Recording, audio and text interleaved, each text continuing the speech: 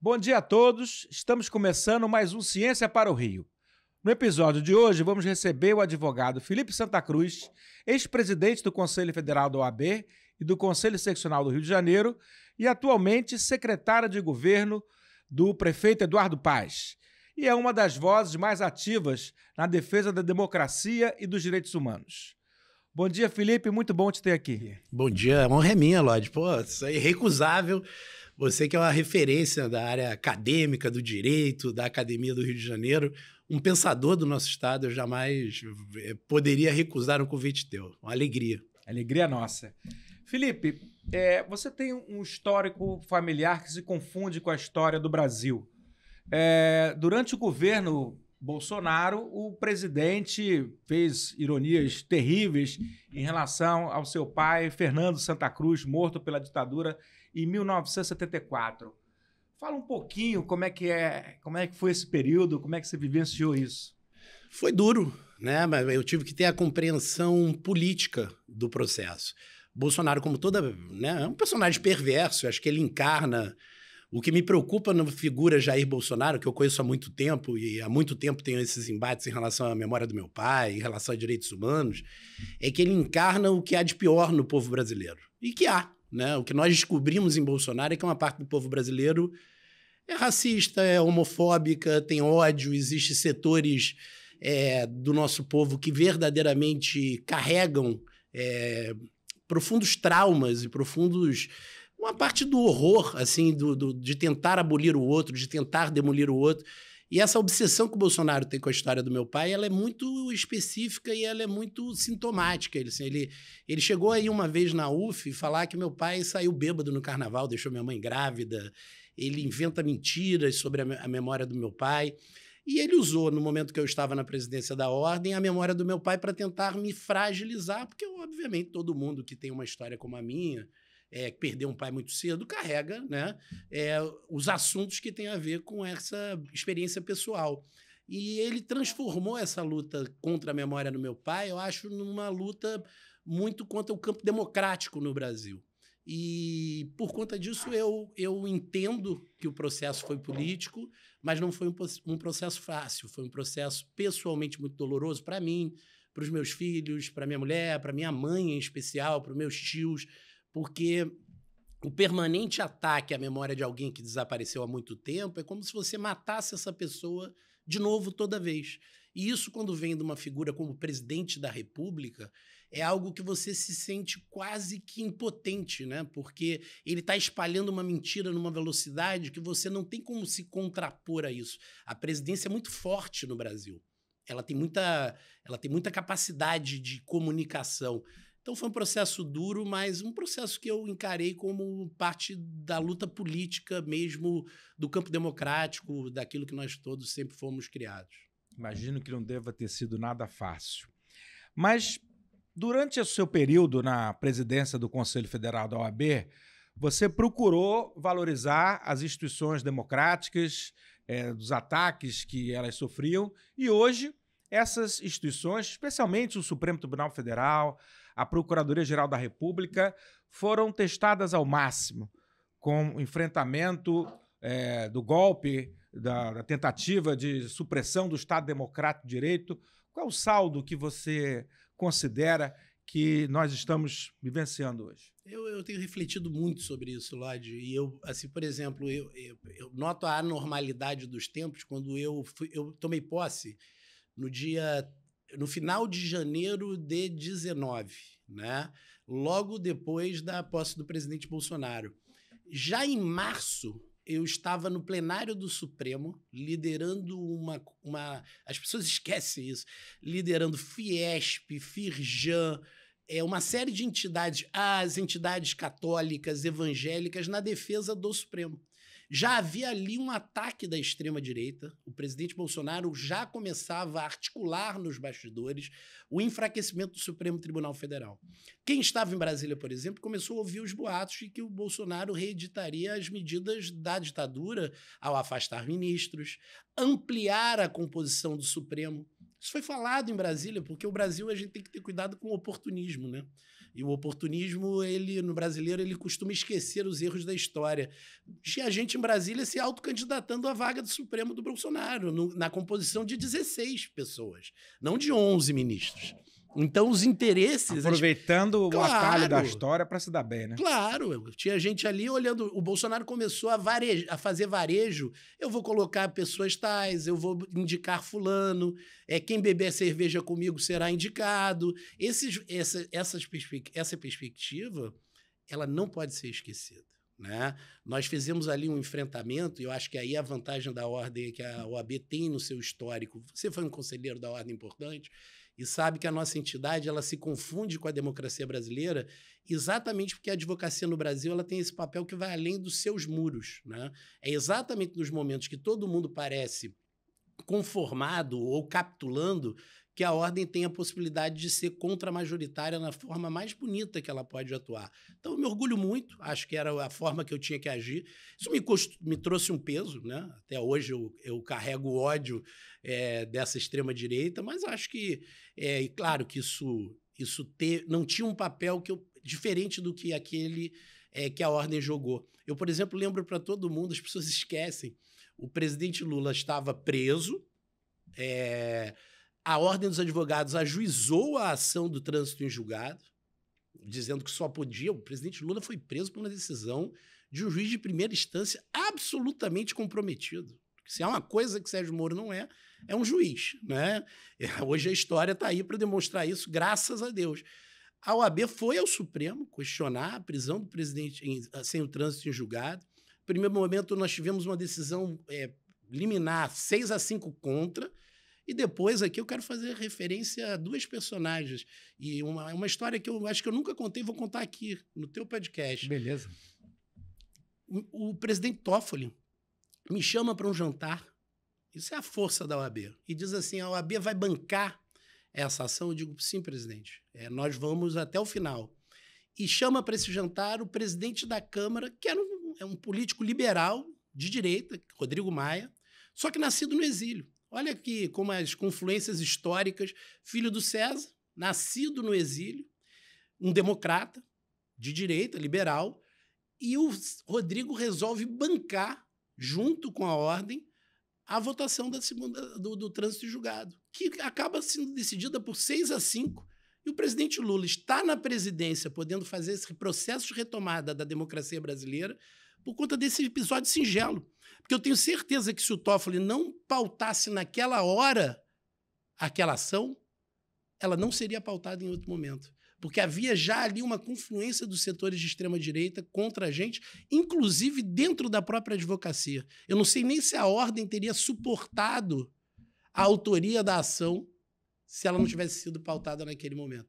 Então, são contribuições que a ordem tem a dar, que muitas vezes a sociedade não compreende, mas que fazem a grandeza da advocacia no Brasil, que vai muito além de qualquer personagem nosso, ou meu, ou seu, nós que somos parte da advocacia. Mas é que se registrar também o momento de ter tido um presidente firme que bancasse essa posição. E fica aí revelado para a história esse momento tão importante. Agora, mais recentemente, tivemos aí, há poucos dias, o discurso histórico do presidente Lula na ONU, onde ele mandou um recado para o presidente Trump, que democracia e soberania não se negociam. Como é que você enxerga esse momento de conflito com os Estados Unidos? Parece que rolou uma química aí também, né? Eu acho que a química maior é que a carne está cara nos Estados Unidos, o café está caríssimo e o suco de laranja. Acho que a química do Trump é o bolso americano que não está conseguindo suportar o ataque à democracia brasileira, à soberania brasileira. Eu acho que o Trump não esperava que nós estivéssemos na presidência. Eu ando num momento suspeito, porque eu ando realmente impressionado com a figura histórica do Lula. Nós todos que crescemos, digamos, no campo democrático, com a nossa história de vida, na academia, você que é um grande personagem da nossa universidade estadual, claro que nós todos em algum momento encontramos ou fomos tocados por essa liderança do Lula. Mas essa capacidade dele sair da cadeia, dele assumir a liderança do campo democrático no mundo, dele colocar o Brasil de novo no mapa do mundo como um país que, verdadeiramente, com todos os seus conflitos, é um país democrático. E agora, de impor os limites da soberania do jeito que ele está fazendo, eu acho que só a história realmente vai poder ter essa compreensão. E o que o presidente Lula tem feito nas últimas semanas é uma aula de história. Nós estamos vivendo a história, eu tenho dito isso para as pessoas. É claro que daqui a 50 anos nenhum de nós será lembrado. O presidente Lula será lembrado. E eu acho que ele será lembrado por essa capacidade de ser mais do que um ator. Ele compreende o processo histórico e hoje ele dá voz ao campo democrático. Ele faz uma autocrítica das concessões que nós fizemos no campo democrático nos últimos anos e ele está impondo ao mundo quais são os limites da convivência com esse grande poder americano e com esse grande poder econômico que o Trump hoje contrasta, né? Radicaliza, e o Lula hoje é essa voz, né? Essa voz para o mundo, voltou a ser, o que é uma coisa absolutamente impressionante. Foi uma aula, né? Para todos os democratas do mundo, né? Agora vamos falar um pouco de Prefeitura do Rio de Janeiro. Você hoje é secretário de governo do prefeito Eduardo Paes e certamente tem acompanhado as ações no campo da ciência, tecnologia, inovação. Tivemos aqui a sede dos BRICS, a sede do G20.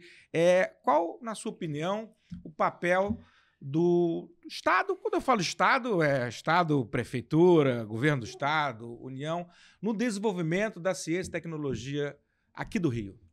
Isso é a nossa única chave, né? A saída do Rio é o Rio. A saída Eu tenho contribuído com o Eduardo porque eu acho que a nossa geração tem que fazer a autocrítica do que se transformou o Rio de Janeiro nos últimos tempos. E o Eduardo é essa liderança capaz, né, de nos retirar desse quadro. E a ciência e a tecnologia, a capacidade da cidade de se reinventar, as universidades, o saber que há no Rio de Janeiro.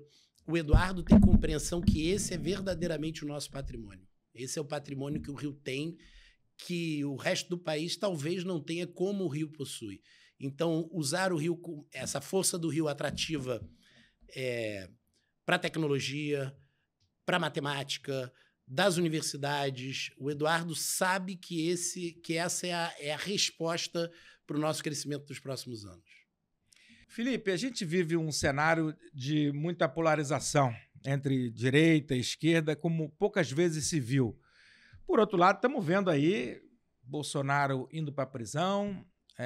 O que se espera dos próximos anos na política do nosso país? Lodi, deixa eu dizer, eu sou o contrário ao que todo mundo anda dizendo. As pessoas andam pregando a pacificação, eu sou pela radicalização. A radicalização democrata. Eu acho que todos aqueles que têm compromisso com a democracia têm que sair do seu comodismo. Eu defendo paz do jeito que eles estão propondo, é a paz dos cemitérios, é a paz da extrema-direita. O que nós não precisamos e precisamos exercer é a radicalização da democracia. Todo aquele de esquerda, de direita, que tem compromisso com a democracia tem que sair do seu comodismo e tem que colocar a sua forma de ver o mundo. Eu ando me cobrando, por exemplo, eu acho que eu, de certa forma, eu me entendo uma pessoa muito progressista, de esquerda. Eu, olhando a minha vida, olhando o que eu penso do mundo, eu, por exemplo, sendo presidente da Ordem, muitas vezes fui pragmático, né? A gente faz concessões, imagino você, nos cargos que exerceu. Eu acho que nós temos que radicalizar a nossa forma de ver o mundo com tolerância à divergência, mas, de novo, retomando a capacidade de polarizar as ideias. Agora, com um denominador comum. Discutir com os que são democráticos, que são democratas, de esquerda e de direita.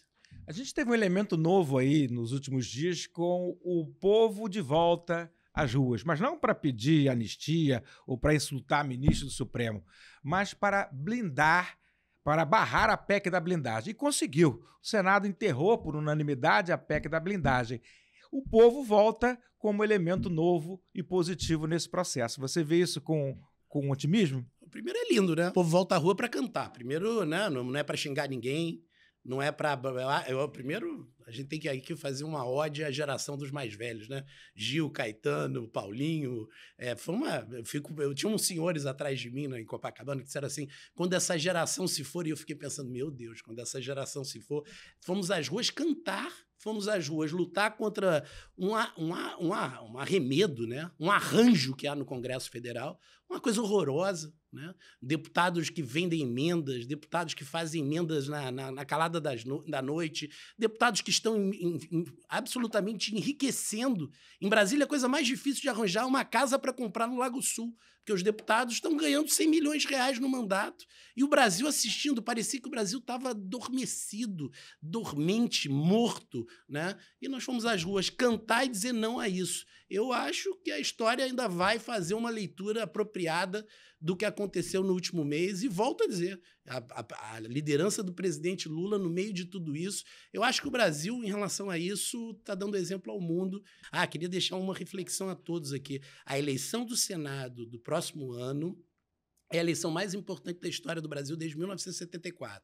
Quando nós tivemos aquele Senado de 74, que é o Senado que começa a derrubar a ditadura, as 2 vagas do Senado que estão em disputa para o ano que vem devem ser ocupadas. Nós temos que ter um grande ajuste entre todos os progressistas para que a gente ofereça. E aqui não estou defendendo o nome, não, porque nem cabe a mim, sou advogado. Acho que quem está. Não serei candidato, mas acho que quem é candidato e deve ser candidato deve fazer um grande ajuste para que os nomes mais fortes ocupem essas vagas. E o Rio de Janeiro tem um dever de casa, que é tirar a família Bolsonaro do Senado Federal.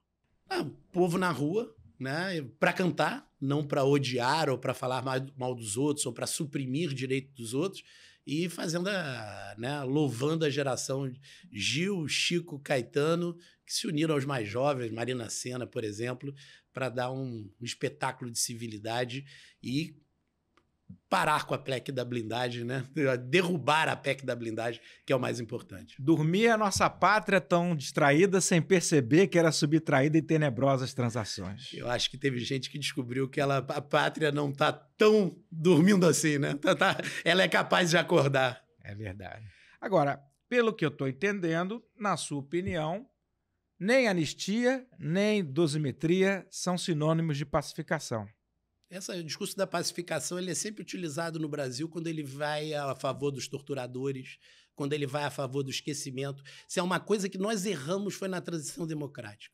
Nós erramos, eu admito, né? Nós da OAB defendemos uma anistia ampla, geral e restrita, que era possível na época, porque nós queríamos que os exilados voltassem, que é uma anistia que não se implementou.